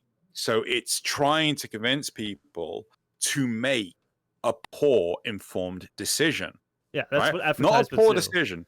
Yeah, it's not a poor decision. It's a poorly informed decision, Yeah, right? but like So that is the goal of advertisement necessarily. so the Like, whole point of the review is to identify how accurate is the marketing to the final product, right? So if you're looking at a review and it goes, you know, I mean, God, what was I disliked Doom 2016 on so many different levels. My biggest concern was if I actually picked up Doom Eternal, right, based on all of the advertising, was it just going to be turning into another Doom 2016? That was my largest concern ever. But when I finally got to see someone playing Doom Eternal in, you know, unimpeded whatever, and I was able to see how a review should be done, I was just like, yeah, I'm totally down for this. I mean, hell, I've seen reviews for games that have come out, and I'm like, that was just an advert for fucking Coke and Pepsi. What has that got to do with the goddamn game? but the thing is, the thing is, like, yes, you'd like to have that review for you as the customer, but in order to get Yeah. that review early, like, the game needs to provide it, and it's up to the developer if they want to provide it. And like, if they don't, that's their choice. And I can understand like where you're coming from with like, yeah, it would be kind of fair. However, it's a very subjective assessment because like this thing where it's like, oh, just let reviewers, like selected reviewers, come in early and then like give their honest opinion. Like, they'll get the game early and they'll give their honest opinion. It's like, some people think that's even like unfair because like the thing is like let's take for example, there's this car YouTuber called Doug DeMuro. He makes interesting car videos, but like, he reviews cars. However, the way that he reviews cars is that he in every video says, if you have an interesting car, send me an email, like, and I might contact and then review your car. The reason why he does that is because he doesn't want to do review samples of cars. He doesn't want to be like at press events because he believes that you cannot have a completely subjective review of something if you've been flown in, your hotel has been paid, and you got like this entire event made for you so you can like take a look at it. It's like, he doesn't think that that is a fair thing. Like, he can't do that. So like, even like, he will sometimes take like press samples, but like, he will pay for his own flight. Like, he'll not let them pay for his flight. He will not let them pay for his hotel. The only thing that he will use is like that he can take a look at the car, because otherwise he will have to wait, like, because it's an insanely luxury car, like, he will have to wait like months before that thing finally shows up in like one of his viewers' hands, and that viewer says like, oh yeah, you can review my car. It's like, he'll do that very, very, like, not often. Now, that is like a subjective like scale where it's like, how comfortable do you feel with like how objective someone can be based on like what benefits they get from like the company that offers them the review. And some people say like nothing. like I don't want nothing. I need to buy this with my own money. I need to buy this when it comes out so that I am like completely independent. I can understand that because like seriously, I think that having been like this Warframe partner at TennoCon kind of like situation where like Warframe shows things off at TennoCon, or like even just in general where like I'm getting benefits from Warframe. It's like I know what kind of people there are behind it. I know they're like getting me benefits. I'm kind of like, you know, you're gonna be honest, but you will also keep in mind that like, you know, I have a history with them. So like that will definitely like have some sort of influence. How big that will be, who knows? You like I'm not necessarily doing reviews, but if I were to do a review, I'd hope to be as honest as possible. But I can see someone making the case for like that is like you can't have that if you want to be objective. It's like that's a skill, and like if you want to have early reviews, like you're gonna have to have this press sample sort of thing. And at that point, then like you know, some people might say, well, I don't find that completely honest because like they've been like given this thing, and like who knows if they so it's like it's a subjective thing, and I think that like if you want to have the most objective view of it, you're just gonna have to wait until like after the thing comes out and like everyone has access to But it. it's a review. It's not objective at all. We're talking about an objective thing for a subjective result. Yeah, but like objective and like biased unbiased situation where it's like But but even so, like surely that is dependent on the quality of the person. Like it so depends. for example, what's it called? What's his name? We spoke about him earlier. Total Biscuit, right? Yeah. He would not do the review of Shadows of Mordor because the NDA was so damn restrictive. I completely get that. So he turned around and said no. Then someone else offered him the same opportunity to review Shadows of Mordor without the restrictions. Fine, that's fine. If you were to be given the opportunity to fly out to wherever, right? Say like, oh, let's go to Washington, D.C. and you get to see a brand new camera, or L.A., you get to see a brand new camera, right? But in the terms and conditions of the contract, it stipulates that you can only say positive things about the camera. Nah, fuck off. If I can't give you my honest opinion, right, I don't want to be there. Yeah. But if I am able to be flown out there and I'm able to give my God honest opinion, talk to the people that designed the camera, actually put the whole thing together, I am 100% on board to be flown out there. Yep. That is what happened when DE flew Loz and I out to see Fortuna. Right at the time, it was just called Solaris because literally, there was no name. And I think it's entirely dependent on a case by case basis. But like think that's up to you. What do you mean it's up to me? So like for your standards, like you're not fine with someone like being like, I can only sign this contract, I can only be positive about it. But if they don't have that, then it's fine with you.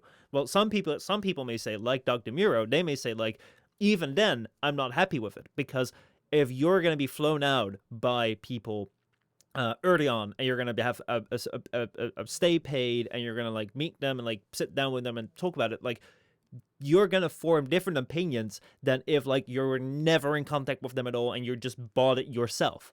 Like there might like I think there's an argument to be made that might in some way like influence you, and if you want to have like the most like independent opinion, like you're gonna have to do it all by yourself. Like I'm not saying that I have that opinion, I'm just saying like that is also a valid point of view to have. So like I do want to like point out that like this is from your perspective, but I don't think that's in general we can say like, oh, if that's the way it's done, that's gonna be right all the way around, because like that's not how everyone thinks. I agree, but for me, subjectively, I think that if studios like CD Projekt Red, like what are the big titles coming out? Sony? I don't know. Last of Us. Like oh god, Valorant. Naughty Dog. Naughty Dog, Riot Games. If you want to get people's respect for the product you have, let someone that is your reviewer, be it Jim Sterling, be it PewDiePie, be it James Charles, right? I don't know if Mhm. I've just done a big faux pas by saying his name. You know, if you want to let your consumer base have trust in your product, I personally think it would help your consumer base by letting a review out before release. Okay. You know, because Mhm. to me, it just says you do not have faith in you. You're hiding something if you do not let reviews out early. That is what it says. I can see that. I'm personally more of the opinion of like it's up to what you want because like maybe you just want it to be a big surprise. Because, right? Saying this, if you are not prepared to let the review out early, I am more inclined to believe the words of someone that has zero affiliation to you, right? Than someone you paid to do the review. Mm-hmm. Mic drop. But I mean, like on the other hand, I don't care about that. Like let's say that like if I want to like release a video or like if I'm gonna release a series where like you're gonna have to pay admission to like watch the movie or whatever. Maybe I want it to be a brand new surprise. Maybe like that's the way that I want it to be. I think like yes, there are cases where the intentions are bad. There's also cases where the intentions are good. So I don't think that you can judge by intentions necessarily. And when it comes to like oh, otherwise I'm gonna like listen to someone that doesn't respect you. It's like the thing is like there will always be people that will like think that companies are doing wrong. Like you can never earn the respect of everyone because like you'll always do something wrong in the eyes of someone, and if you're gonna please everyone, it's gonna be absolutely chip product. And like there's always gonna be people that are gonna be like making bad comments about it. There's always gonna be people that are gonna be listening to them. So like it's up to you like how much you care. Like if a company just doesn't care about it and they're just like this is the thing we want to do regardless of what intent they have. Like I'm kind of like I don't Can mind. we get a poll? I don't have it set up. You don't have it set up. No, Fine. I was but going to like ask for a poll, which is, you know, do you prefer to see game reviews before you buy the product, and would you like to see game reviews before the release of the game? no. Because I'm 100% on board with that, and So I'd like to think the majority of people so would be as well. see like I agree that you want to see reviews before buying it. However, it is your choice whether you want to buy it like right at launch or whether you want to wait. So like it's like you will have the extra benefit for yourself if you like see the reviews early. To like buy it on launch. But like you don't have to buy it on launch. That's your choice. And like you can believe the advertisements or you can wait until everyone has it. Um it's not like the company doesn't have to like go for it. But like yeah, of course, like you want to have the most fair assessment before like buying it. Yeah, But like I'm not a buy at launch person because like I'm like I can wait. I can wait for everything. or not, but like I can't wait for the 100 frame trailer. Like that's been I've been dying for that. But aside from that, it's like yeah, you know. figuratively. But yeah, you know, I just rather have like a better informed decision. But like likewise with pretty much anything I do, I'd rather have the informed decision of, you know, am I doing the right thing for me than taking a gamble. And No, I agree. I think we are breeding the gamble into younger generations to take unnecessary risks, to buy things without knowing whether or not it was a good thing, and to be told it was a good thing and feel guilty for it being a bad thing. Well, like see like I agree and I disagree because like I would say that like I agree that you want to have an informed decision. I don't think that you're breeding this culture necessarily because it's like it's up to you. Like it's always been the thing like early adopters like there's a risk with being an early adopter like with every single thing that like has chance like every creative thing like you'll have this curve of like early adopters then like the first generation the second generation late adopters and like the rest and like there is a risk in being an early adopter. You don't have to be an early adopter. You don't have to get the thing right as it's new. Some people are really down for that. So like look at like the folding phones right now, like the Samsung Galaxy like Fold and stuff. Like those things are like kind of crap right now because like they break fast. Really? Really?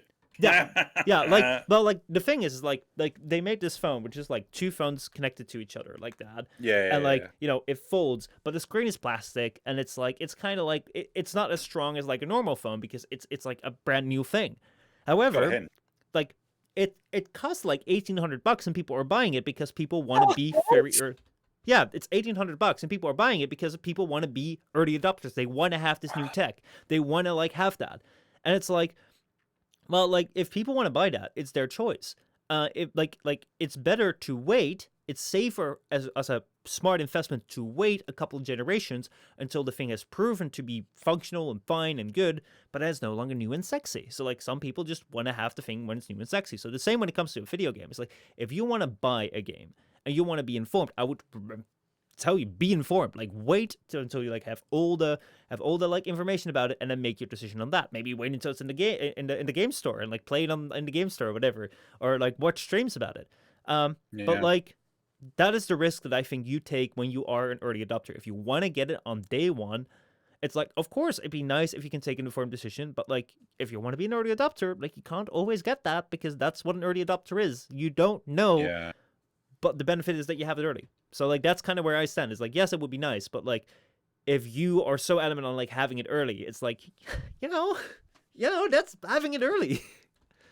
I mean, fucking, I think another case for me, which is like it's put such a sour taste on my World of Warcraft. No, sorry, Heroes of the Storm. Mm-hmm. So back in October 2018, they announced a new form of boosted experience. So the more players that had this new type of booster, sorry, it was November 2018. And more players that had this boosted experience system in play that you had to pay for, the more boosted experience you guys got. Yeah, you with me? Mm-hmm. Yeah. So, and they gave you the opportunity to buy like a year's worth of this boost, which was like I think £100.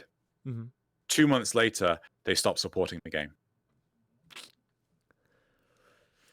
Yeah. Yeah, I'm sorry, dick move. Fucking dick move. I mean, like, it depends on how it went behind the scenes. Like, right. Do you know intentions? Digital Extremes, right? You could buy founders access to Amazing Eternals. They cancelled the game and refunded everyone.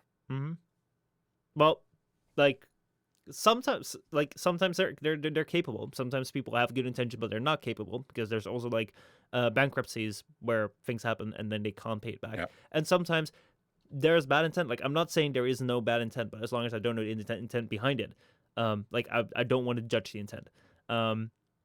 That said, it's like let's say that Warframe didn't work out. It's like I wonder, let's say that like you bought like founders access to Warframe and Warframe like failed within like its first 3 months or something, or like after its first year. I don't know whether like DE would have been able to pay back all the founders, because like that's the truth. No, they probably wouldn't have been able to. Yeah, so it's like it's also if you're capable of. Yeah. Anyway, I think we are nearing the 2 hours.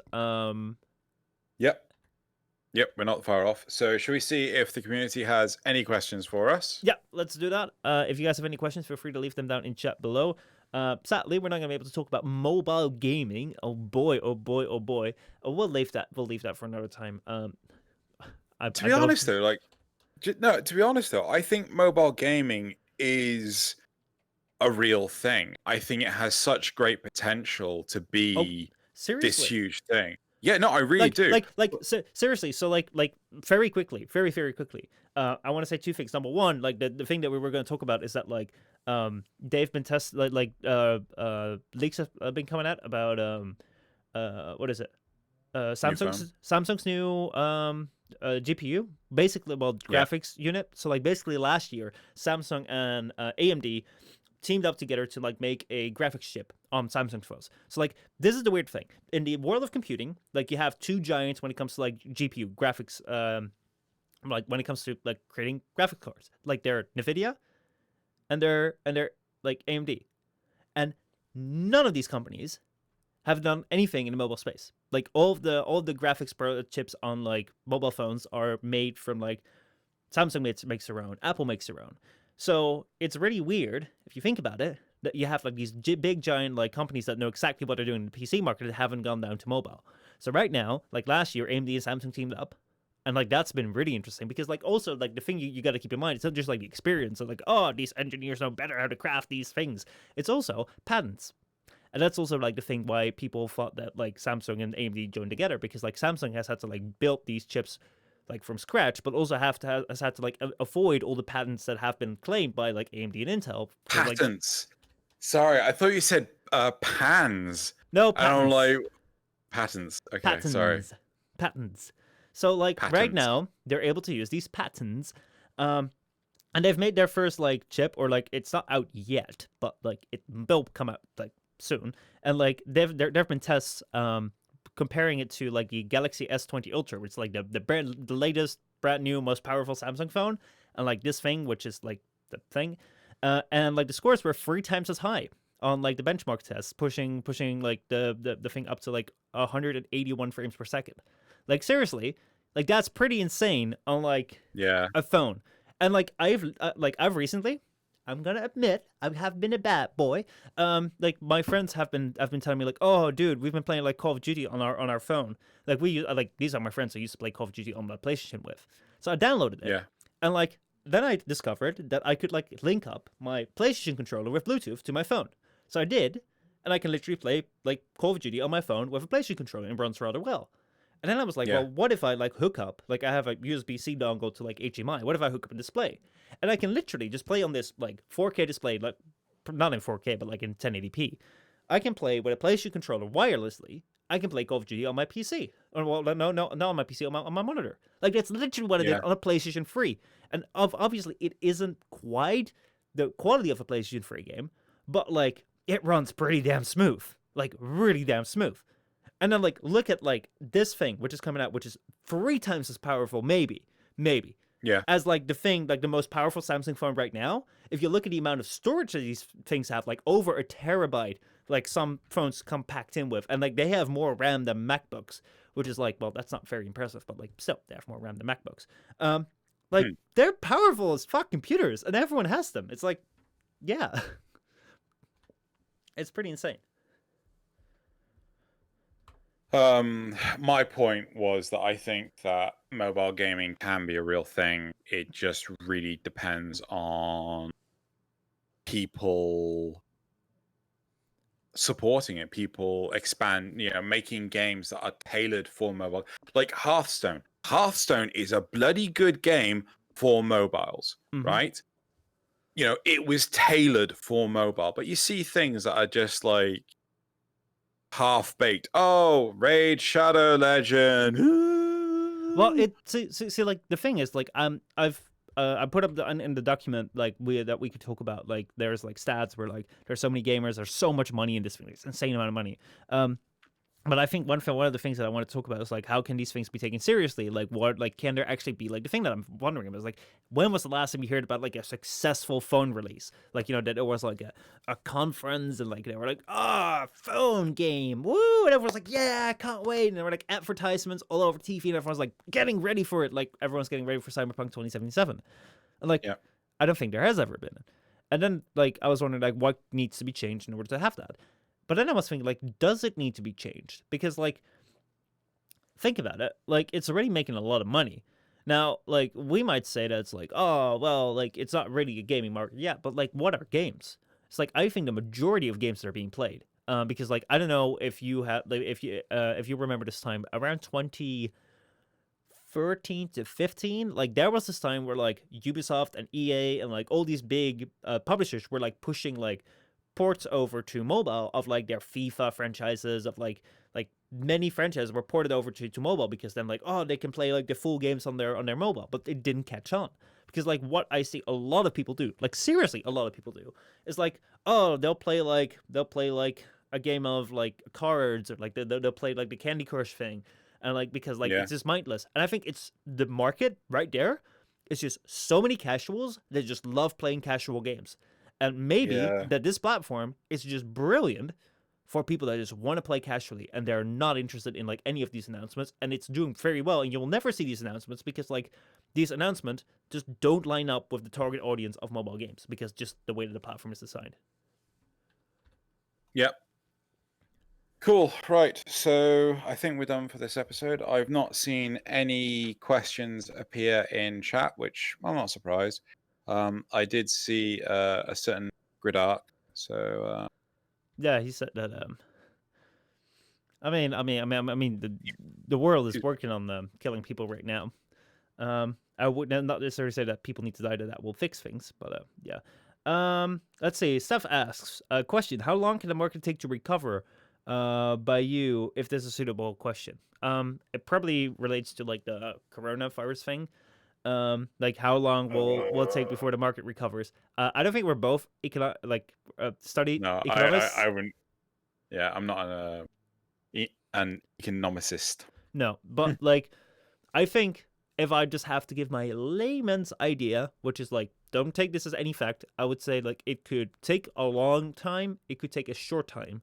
It just depends on like how when this thing ends, and it depends on like how people like look at things. Because like if people like this, it's the same thing with like if the lockdown ends, like is everyone gonna go outside and be like happy again, like they can go outside like yay, we're back to our normal selves, or are we gonna be like, are you still gonna like hug people? Are you still gonna like give people handshakes when you see them if this thing ends? Like it might, like I don't know, because like it's a bit weird to just like see people hug each other like on old videos or films or like TV series. Yeah. Like dude, hold on. People touched each other. Yeah, and like that might like right now there is not necessarily a direct cause outside of like the coronavirus lockdown that causes the economy to slow down. So if this thing were to be over, basically it could like get back up really fast. However, if everyone is still like, woo, you know, it could take it could take longer, and I have no indication of how long that will take because I have no knowledge about that. But yeah. Anyway, I think that is the Framecast for this week.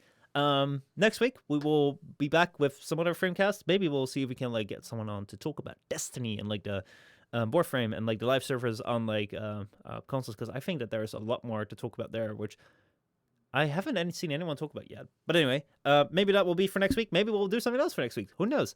Anyway, guys, go over to youtube.com/CasinoGalleon if you want to see more content by this beautiful, beautiful man right here. If you want to support him on Patreon, go to patreon.com/CasinoGalleon. We will be back next week, same time, same channel on 8 p.m. European time. Convert that to whatever time it is for you. This thing will be live tomorrow on youtube.com/postmagames. And we have a very sexy man called Gridark in here, twitch.tv/Gridark if you want to say hi to him. He does some cool streams as well. And yeah, we have a bunch of more cool people here, like Steph and Tribal and like Nesaf and a whole bunch of cool people that are watching this live. If you want to watch it live, you can chat with us. But otherwise, feel free to leave comments like down below, because like we read them too. I mean, I read them sometimes. Anything more to say? No, you said it all. Woo! Anyway. See you guys around, eh?